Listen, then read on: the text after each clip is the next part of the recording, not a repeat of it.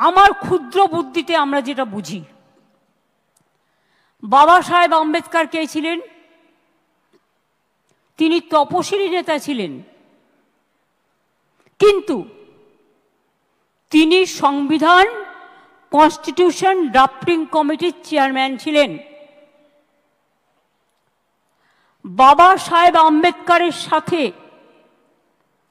দেশের সমস্ত জাতি বর্ণ সম্প্রদায় যারা আজাদির আন্দোলন করেছিল, স্বাধীনতা আন্দোলনের সাথে যুক্ত ছিলেন, প্রথম সরকারে আসেন, তারা সবাই মিলে এই কনস্টিটিউশনটাকে তৈরি করেছিলেন। তার মানে আজকে কনস্টিটিউশনটাকে যারা ছিন্ন বিচ্ছিন্ন করছেন, তারা কি তপশিলি আমার নেতা? শুধু আমরা বলি না, আমরা বলি দেশের নেতা আম্বেদকরজিকে। আমি গর্বিত, তিনি বাংলা বিধানসভা থেকে প্রথম নির্বাচিত হয়ে গিয়েছিলেন সংসদে, অনেকে জানেন না। এবং